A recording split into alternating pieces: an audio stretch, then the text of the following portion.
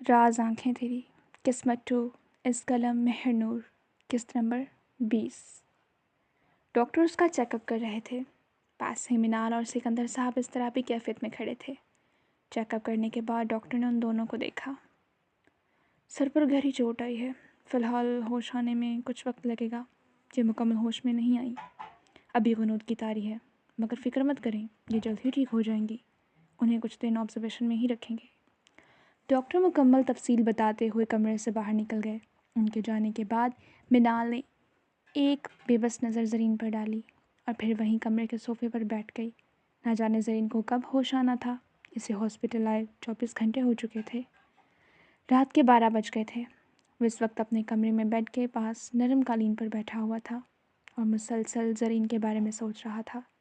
اس کا چہرہ مرجھایا ہوا تھا، جیسے کسی نے جسم سے جان نکال دی ہو۔ کانوں میں زرین کی آواز پڑ رہی تھی، میں ہمیشہ آپ کی خاطر انتظار کروں گی عالم، چاہے آپ کو سالوں لگ جائیں۔ اس نے وعدہ کیا تھا وہ ارمان کا انتظار کرے گی، پھر اس نے ایسا کیوں کیا؟ آنسو مسلسل اس کی آنکھوں سے بہتے جا رہے تھے۔ اس کی آنکھوں کے سامنے بار بار وہ منظر گھوم رہا تھا۔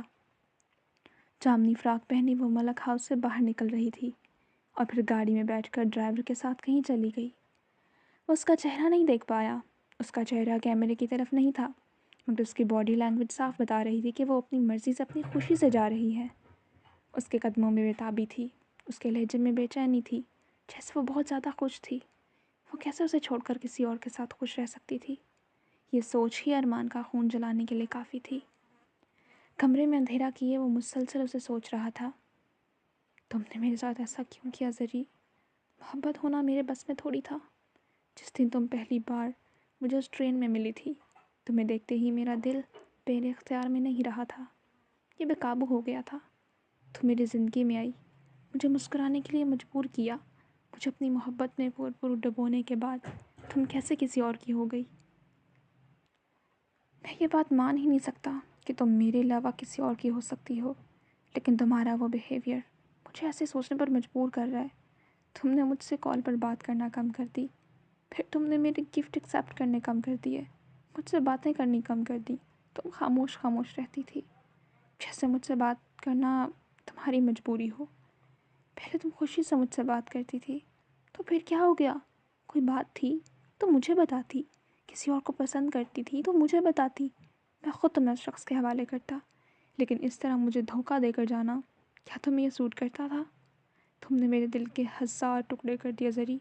آج کے بعد میں کسی سے محبت نہیں کروں گا، کسی لڑکی پر بھروسہ نہیں کروں گا، کسی کو نظر اٹھا کر نہیں دیکھوں گا۔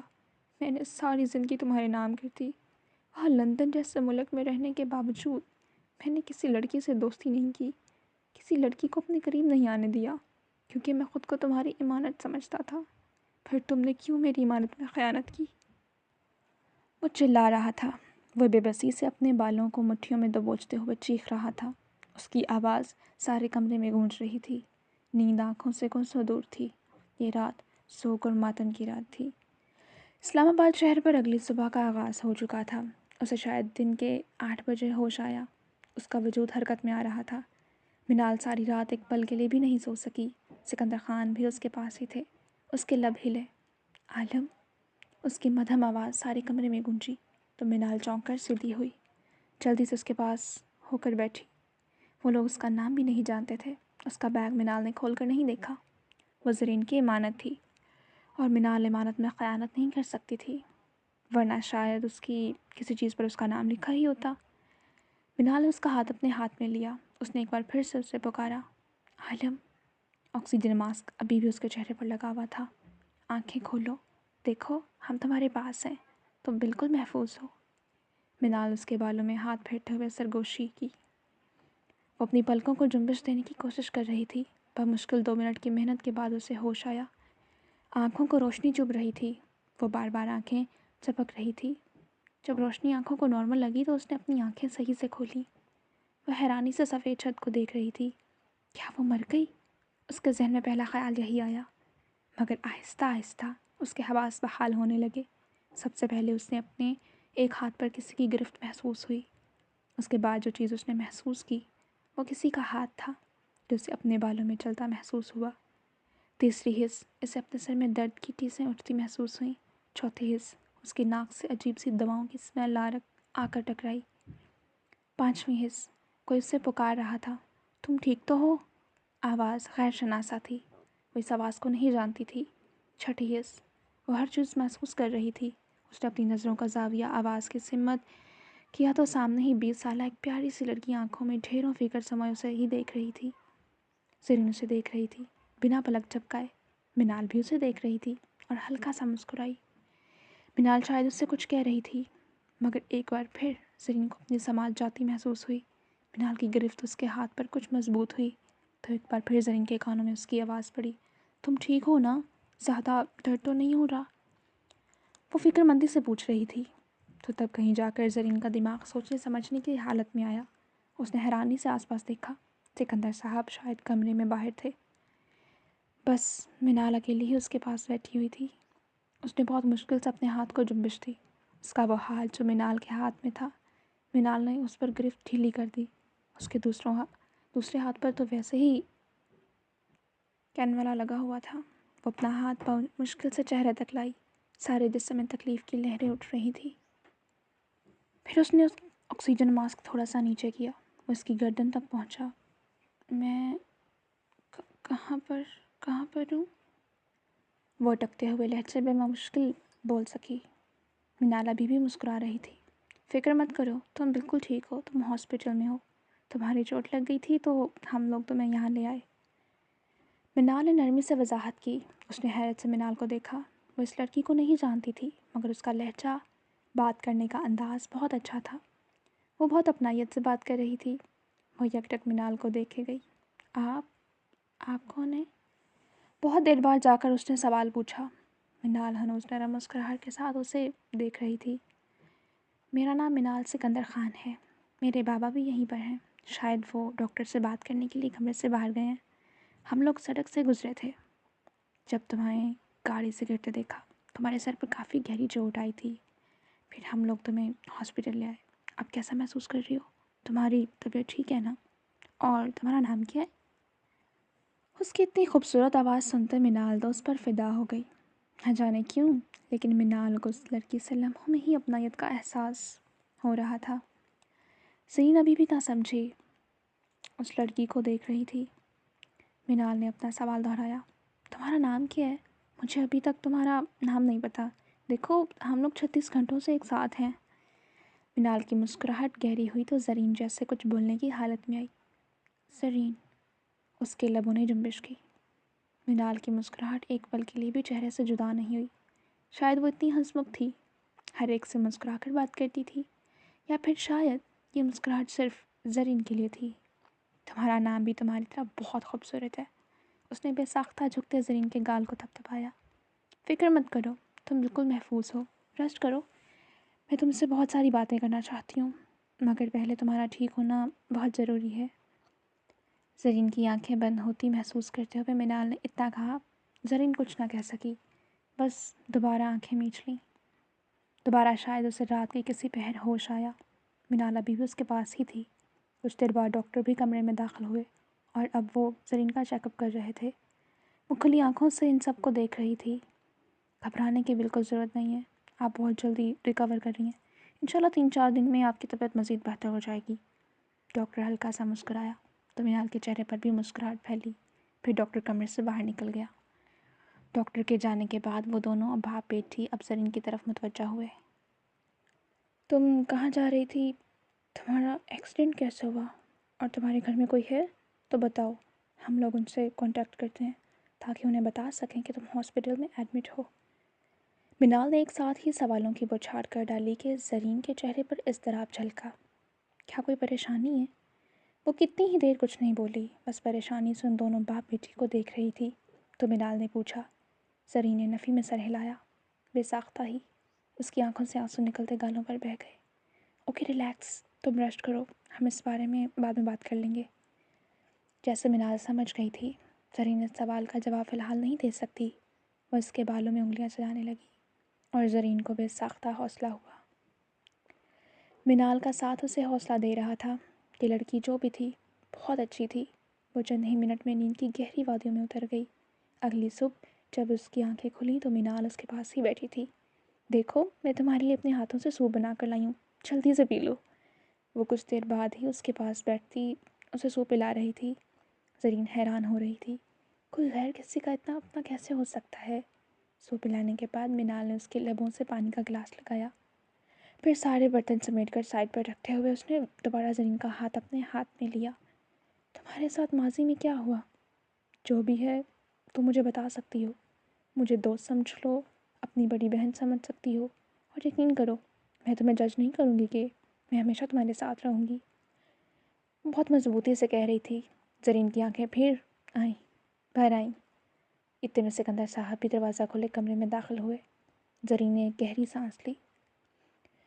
اس کے بعد اس نے اپنی زندگی کی ساری کہانی ان دونوں باپ بیٹی کو بتا دی۔ کس طرح وہ اپنے والدین سے ریلوے اسٹیشن پر جدا ہوئی، کس طرح وہ ارمان عالم سے ملی، کس طرح وہ پھر ارمان سے جدا ہوئی، کس طرح اسے مارنے کی سازش کی گئی۔ سارا سچ جان لینے کے بعد وہ دونوں کتنی ہی دیر کچھ بول نہیں سکے۔ جیسے مینال ہوش میں آئی، سب سے پہلے اس کے لب ہلے۔ مجھے لگتا ہے ہمیں ارمان عالم سے بات کرنی چاہیے۔ ہم اس شخص سے مل کر اسے سچ بتائیں گے، اسے بتائیں گے کہ تم بے گناہ ہو اور تمہاری ممانی نے تمہارے خلاف سازش کی تھی۔ مینال کی بات پر زرین کے لبوں کو ایک طنزیہ مسکراہٹ نے چھوا۔ پہلی بات، مجھے ان کا ایڈریس نہیں یاد، میں شاید کوئی 9-10 سال پہلے ان کے گھر گئی تھی۔ دوسری بات، مجھے اب اس بات پر بھی یقین نہیں کہ وہ پاکستان آ گئے ہوں گے۔ ہو سکتا ہے ممانی نے جھوٹ بولا ہو، صرف مجھے تکلیف دینے کے لیے، یا پھر مجھے جان سے مارنے سے پہلے اپنے جال میں ٹریپ کرنے کے لیے۔ میں نہیں جانتی اس وقت عالم کہاں ہوں گے، میں کچھ نہیں جانتی، میں اکیلی ہوں اس دنیا میں، میرا کوئی نہیں مینال آپی۔ اس کے لبوں سے اچانک ہی مینال آپی نکلا کہ مینال نم آنکھوں سے مسکرا پڑی۔ وہ بے ساختہ رونے لگی۔ مینال آگر بڑھی اور بنا کچھ کہے اسے اپنے ساتھ لگا لیا۔ اچھا پریشان مت ہو، ریلیکس، اور آج کے بعد ہرگز بھی ایسا مت کہنا کہ تمہارا کوئی گھر نہیں۔ آج سے تم میری بہن ہو، جب تک اللہ پاک نہ چاہے کوئی کسی کو جان سے نہیں مار سکتا۔ وہ اللہ چاہتا تھا تم زندہ رہو، اور دیکھو تم زندہ ہو، صحیح سلامت ہو، ورنہ اگر ہم کچھ دیر لیٹ وہاں پہنچتے تو جب گاڑی جلی تو وہ آگ تمہیں بھی جلا سکتی تھی، لیکن تم دیکھو بالکل صحیح سلامت ہو۔ مینال اسے حوصلہ دے رہی تھی۔ اچانک زرین کو لفظ گاڑی سے بہت کچھ یاد آیا۔ میرا بیگ وہ گاڑی میں تھا۔ اس کے چہرے پر ڈھیر خوف آیا۔ فکر مت کرو، تمہارا بیگ ہماری گاڑی میں پڑا ہے۔ مینال نے اسے ایک دم ریلیکس کر دیا تو کہیں جا کر زرین کو سکون کا احساس ہوا۔ مینال گہری مسکرائی۔ اتنی محبت کرتی اس شخص سے کہ بے ہوشی میں بھی تم صرف اسی کا نام لے رہی تھی۔ زرین کی آنکھوں میں نمی چمکی، چہرے پر ایک تلخ مسکراہٹ نمودار ہوئی۔ میں اس شخص سے محبت نہیں کرتی آپی، مجھے اس شخص سے خود ہی محبت ہو گئی۔ اگر مجھے اس شخص سے محبت نہ ہوتی تو کبھی بھی اپنے والدین کو چھوڑ کر صرف 5 سال کی عمر میں اس شخص کی طرف نہ بھاگتی۔ اس واقعے کو 12 سال گزر گئے ہیں، مگر میں آج بھی اسے بھول نہیں سکتی۔ اس شخص کی ایک جھلک نے مجھے اتنا پاگل کر دیا تھا کہ میں اپنے والدین کو بھول کر اس شخص کی طرف چل پڑی، اور پھر ہمیشہ کے لیے ان سے جدا ہو گئی۔ وہ رو رہی تھی، آنکھوں میں آنسو اکٹھے ہو گئے تھے۔ مینال کو بے ساختہ تکلیف ہوئی۔ فکر مت کرو، اگر وہ شخص تمہارا ہوا تو قسمت اسے خود تم تک پہنچا دے گی۔ دنیا کی کوئی بھی طاقت یا پھر کوئی بھی انابیہ ملک اسے تم سے چھین نہیں سکتی۔ بس آج کے بعد تم ہرگز نہیں روگی۔ وہ زرین کو اپنے سینے سے لگائے اس کا سر تھپ تھپاتے ہوئے حوصلہ دے رہی تھی، اور زرین کو پہلی بار ایسا محسوس ہوا وہ اس دنیا میں اکیلی نہیں ہے۔ خدا نے اسے ایک بہت پیاری، بہت اچھی بہن سے نوازا ہے۔ سکندر صاحب جو کتنی دیر ان دونوں کی باتیں خاموشی سے سن رہے تھے، وہ صوفے سے اٹھے اور زرین کے پاس آئے۔ میری 2 بیٹیاں ہیں، یہ بڑی بیٹی مینال ہے اور چھوٹی بیٹی مریم، وہ گھر میں ہے۔ جس طرح یہ دونوں میری بیٹیاں ہیں، آج سے تم بھی میری تیسری بیٹی ہو۔ کبھی بھی خود کو اکیلا مت سمجھنا، تو مجھے ان کی طرح بابا کہہ سکتی ہو۔ بیٹیاں خدا کی رحمت ہوتی ہیں، میں تو بہت خوش نصیب ہوں، خدا نے مجھے بیٹیوں سے نوازا۔ ہمیشہ خوش رہو، اور میرے گھر کے دروازے تمہارے لیے کھلے ہیں۔ انہوں نے مان سے زرین کے سر پر ہاتھ رکھا کہ زرین کی آنکھوں سے آنسو نکلتے ہوئے گالوں پر پھسل گئے۔ اس کی آنکھوں کے سامنے ارمان حیدر خان کا دھندلا سا چہرہ نمایاں ہوا۔ اس نے آنکھیں بند کی اپنے سگے باپ کو دیکھنے کی کوشش کی، مگر وہ دھندلی یادیں اسے کچھ بھی دیکھنے نہیں دے رہی تھیں۔ وہ بے ساختہ تشکر سے رو پڑی۔ سچ کہتے ہیں، جسے اللہ رکھے اسے کون چکھے۔ وہ 2 दिन हॉस्पिटल में रही। फिर वो सिकंदर खान और मिनाल के साथ उनके घर आ गई थी। 14 साल मरियम उससे मिलकर बहुत खुश हुई थी। वो दोनों बहनें उसके साथ बहुत अपनायत से मिली। घर बहुत बड़ा और ख़ूबसूरत था और मलिक हाउस जितना ही था, मगर शराजी हाउस से तो छोटा ही था। ज़रीन को शराजी हाउस थोड़ा बहुत याद था। बचपन में वो जब अरमान के घर में गई थी तो तब उसने देखा था। वो वहीं मिनाल और मरियम के साथ उनके घर में रहने लगी। सिकंदर साहब ने उसे अपनी बेटी बना लिया। उन्होंने अपने सारे अजीज़ व अक़ारब से कह दिया कि इनके भाई का एक्सीडेंट हो गया था, जिसमें इनके भाई और उनकी बीवी की मौत हो गई और ज़रीन उनकी इकलौती बेटी है।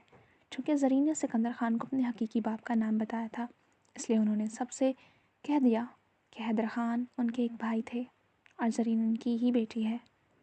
उनके भाई की मौत के बाद ज़रीन अकेली नहीं रह सकती थी, इसलिए वो इसे अपने घर ले आए। मिनाल ने उसे बताया कि 6 साल पहले उसकी माँ की मौत हो गई थी। उसकी माँ बीमार रहती थी, इस वजह से उनकी मौत हो गई। मगर मिनाल बहुत समझदार और बहुत बेहतरीन लड़की थी। उसे सारे घर के काम करने आते थे और खाने भी बहुत अच्छा बनाती थी। उसने सारे खाने अपनी माँ से ही बनाने सीखे थे। उसके साथ साथ वो पढ़ भी रही थी। अरमान को पाकिस्तान वापस आए 1 हफ़्ता हो गया था। इस वक्त भी वो अपने कमरे में अंधेरा किए बैठा था जब ज़ुबिया बेगम कुछ परेशान सी कमरे में दाखिल हुई। अरमान, अरमान, उनके चेहरे की हवाएं उड़ी थीं। वो जो अपने ख्यालों में खोया हुआ था चौंका। क्या हुआ मम्मी? उसने हैरत से पूछा। ये देखो। उन्होंने अपना मोबाइल अरमान के सामने किया, जिसमें 1 हफ़्ता हुए पहले हादसे की कोई वीडियो दिखा रहे थे। वो कोई कार थी जिसका एक्सीडेंट हुआ और फिर गाड़ी को आग लग गई।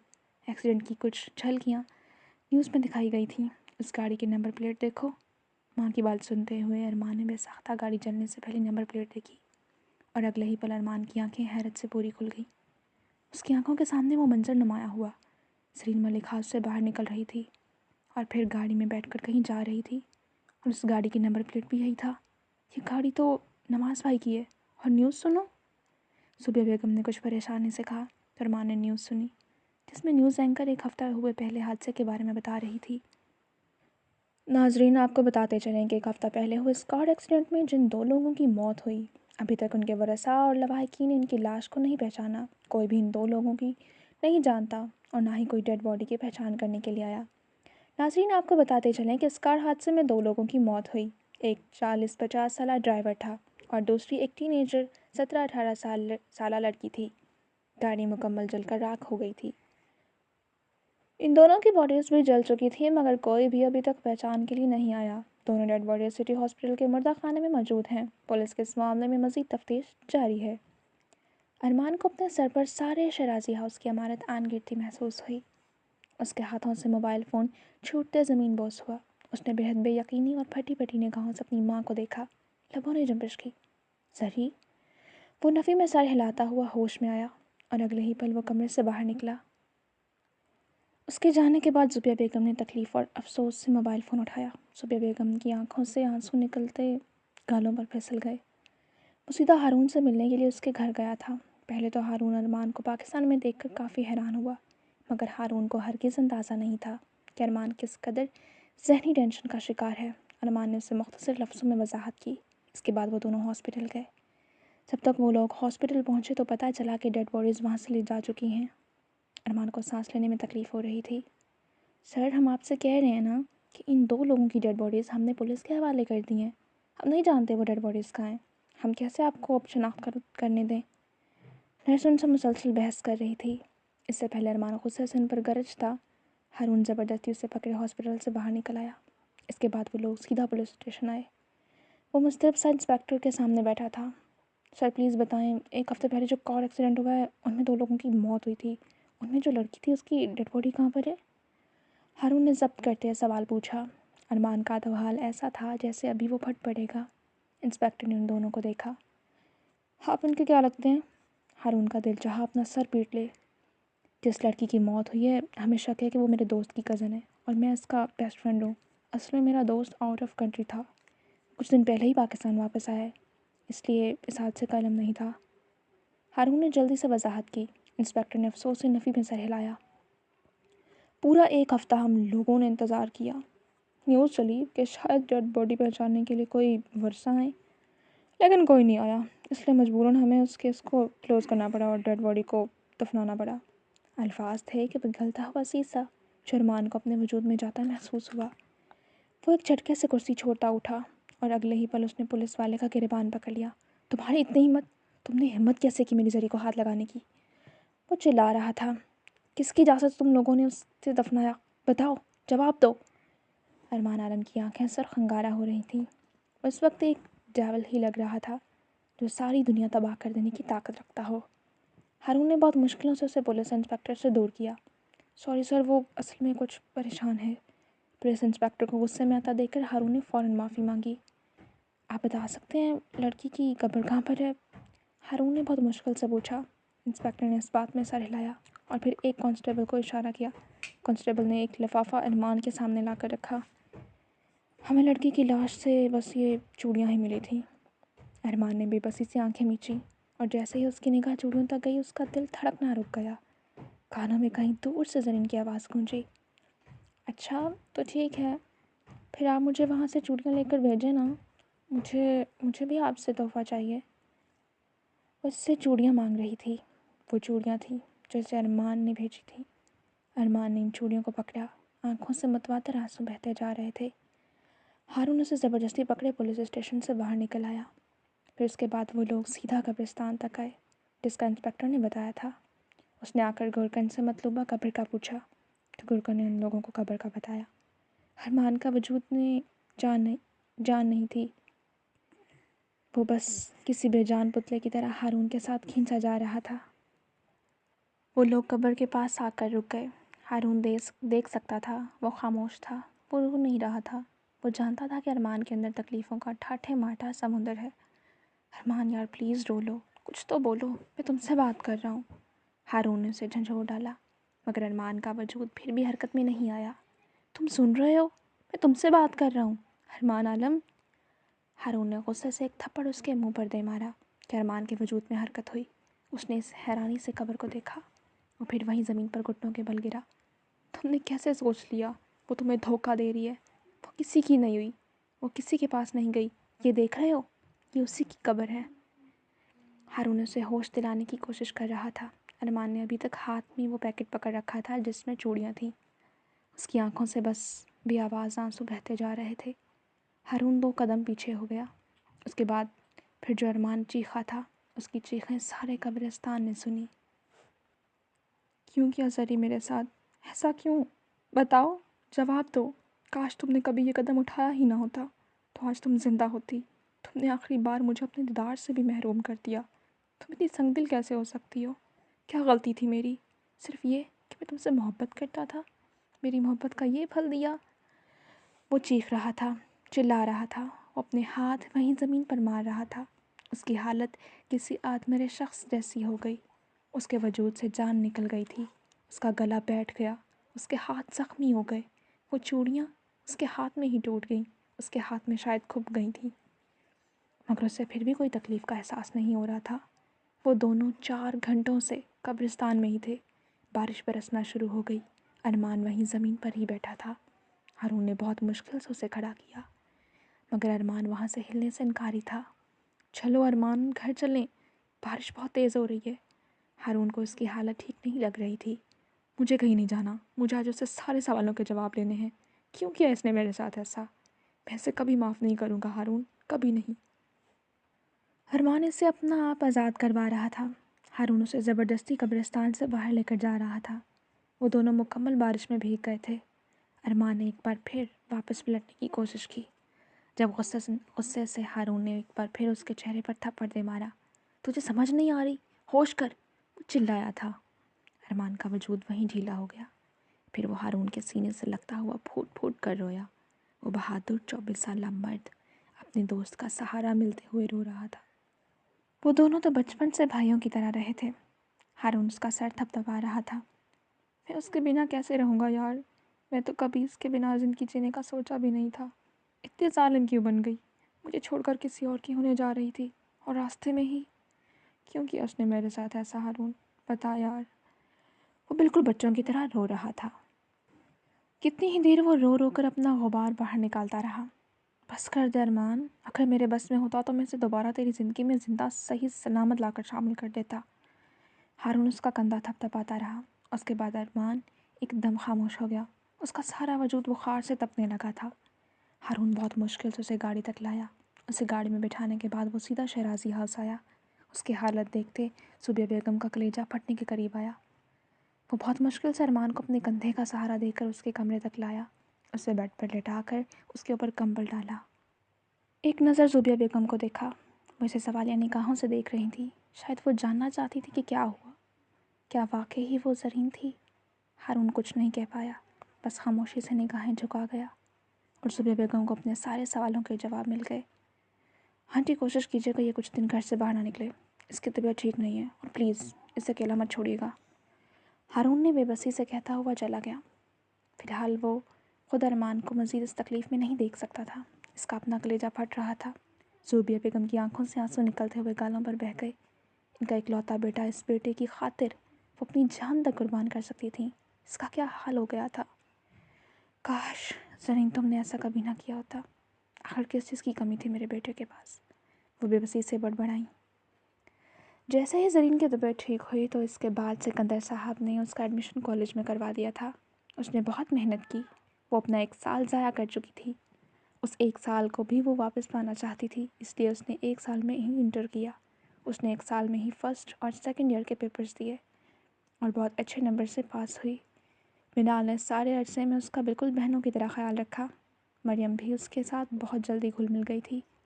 वो थी ही इतनी अच्छी कि वो दोनों बहनें उसे अपनी फैमिली समझने लगी थी। कहीं से नहीं लगता था कि ज़रीन उनके घर में हाल ही में आई है। वो तीनों बिल्कुल 3 जिस्म एक जान लगती थीं।